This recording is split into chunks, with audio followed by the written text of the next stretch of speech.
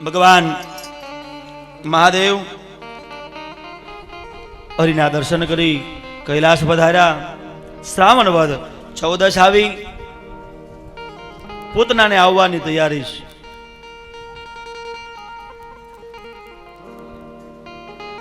ચતુર્દશીને દિવસે પૂતના આવી. 5 કર્મેન્દ્રિય, 5 જ્ઞાનેન્દ્રિય, મન, બુદ્ધિ, ચિત્ત અને અહંકાર, આ જે 14 આમાં હોય ને એ પૂતના છે. પૂતના અવિદ્યા છે.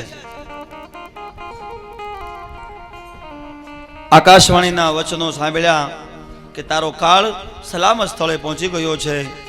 કંસ પરેશાન હતો. પોતાની મિત્રોની સભા બોલાવી કહ્યું, આટલી કાળજી રાખી છતાં મારો કાળ છટકી ગયો છે. મિત્રોએ કહ્યું, મહારાજ તમારો કાળ છટકી ગયો એ હકીકત છે. એનો એક ઉપાય છે. હમણાં અત્યારના 10 દિવસના જે જન્મેલા વ્રજના બાળકો હોય ને એને મારી નાખીએ એટલે એમાં આ બાળકનું મૃત્યુ થઈ જાય. આનો એક જ ઉપાય છે, તો તમારો કાળ પણ ઝપટે ચડી જશે. પૂતના આવી ગોકુળમાં આવે છે, મહેમાન તરીકે આવે છે. યશોદાના આંગણે આવે. યશોદાને લાગ્યું કોઈ મહેમાન હશે, મોટા ઘરનું માણસ હશે. આંગણામાં આવ્યા, આવકારો આપ્યો. પૂતનાનું સ્વરૂપ સારું છે, સારા ઘરની વહુવારું લાગે છે. લાલો ઘોડિયામાં માં ઘડીક પૂતનાની પાસે બેઠા. માને કાંઈક કામ હતું તો રસોડામાં ગયા. પૂતનાને વિચાર આવ્યો કે હવે લાલાને ખોળામાં લઈ લઉં.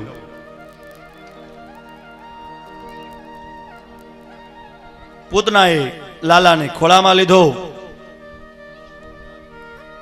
પેટ ભરાવે છે. ભગવાને પૂતનાની સાથે લગાડેલું ઝેર પીવા લાગ્યા. ઝેર પૂરું થયું. લોહી પીવા લાગ્યા. ઝેર પીવા લાગ્યા. ઝેર પૂરું થયું. લોહી પીવા લાગ્યા.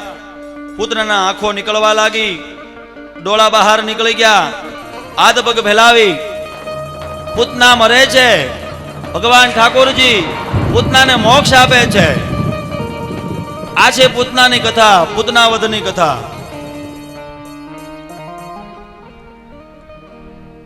સુખદેવજી મહારાજ કહે છે, હે પરીક્ષિત, આગળની કથામાં વસુદેવ અને નંદનું મિલન થાય છે.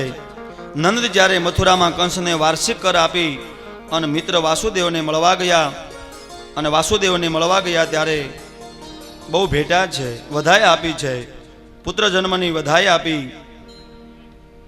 ત્યારે કીધું, મિત્ર બહુ શોક ન કરો. નંદ બાવા કહે, વાસુદેવ તમારા બધા દીકરાને મારી નાખ્યા. વાસુદેવ કહે, મારો હરિ કરે સો હોય. નંદ બાવા અને વસુદેવ મળે છે, સારા મિત્રો છે, એટલે જ મિત્રની ઘેરે હુંડલો મોકલ્યો હતો. હા, સુખદેવજી કહે, રાજન ભગવાન શ્રી કૃષ્ણનું ચતુર્જન્મ ચતુર નક્ષત્ર આવ્યું. 27 વડે 4 વડે ગુણીએ 108 દિવસ થાય. ભગવાન 108 દિવસ ના થયા છે. પૂર્ણમદમ પૂર્ણમિદમ પૂર્ણાત પૂર્વમુદચ્યતે પૂર્ણસ્ય પૂર્ણમાદાય પૂર્ણમેવાશિષ્યતે. સિયારામમય જબ જગ જાની કરો પ્રણામ જોરી જુગ જમાહી. કનૈયો આજ 108 દિવસનો થયો છે, 3.5 મહિનાનો થયો છે. બહિષ્કરણ સંસ્કાર થયા. માએ કૃષ્ણને લડાવ્યા છે, સારા શણગાર સજાવ્યા છે. મા કૃષ્ણને બહુ હાચવે છે, સારા શણગાર સજાવે છે. જમના જળમાં કેસર ઘોળી સ્નાન કરાવું શ્યામલા. યમુના જળમાં કેસર ઘોળી સ્નાન કરાવું શ્યામલા.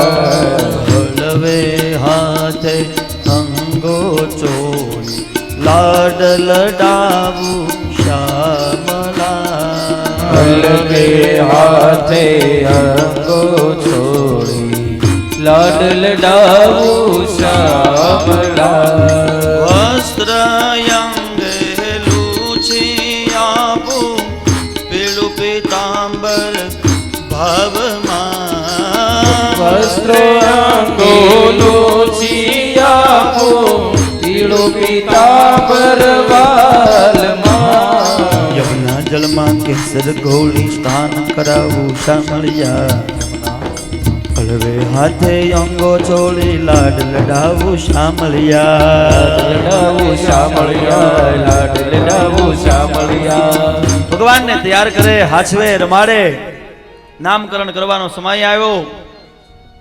મથુરામાં વસુદેવ અને દેવકી ગર્ગાચાર્ય મહારાજને બોલાવ્યા હે ગર્ગાચાર્ય મહારાજ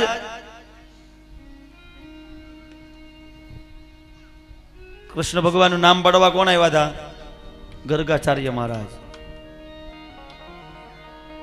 અમારું ગોત્ર છે ગર્ગ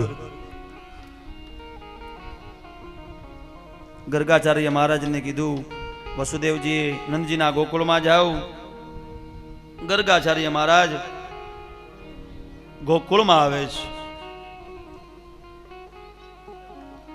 વસુદેવે કીધેલું કે નંદ બાવાને ઘરે જાઓ ત્યાં 2 બાળકના નામ પાડજો ગર્ગાચાર્ય મહારાજને આશ્ચર્ય થયું તમારે તો એક જ દીકરો છે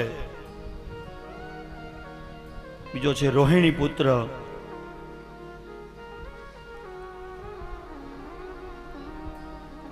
ગર્ગાચાર્ય મહારાજ કંસને ખબર ન પડે એવી રીતે ગોકુળમાં આવ્યા નંદ બાવાને ઘરે આવ્યા જોજો ગર્ગાચાર્ય મહારાજ એકનું નામ સંક્રમણથી થયું એટલે સંકર્ષણ પણ કહેવાય અને બળ એટલે એકતા યાદવોની એકતા વધારે એટલે બળ એટલે બલરામ અને કૃષ્ણ કાળા છે વાત તો બહુ મોટી છે પણ કૃષ્ણ બલરામ એમ બંને નામ પાડવામાં આવ્યા છે નામકરણ સંસ્કાર થયું છે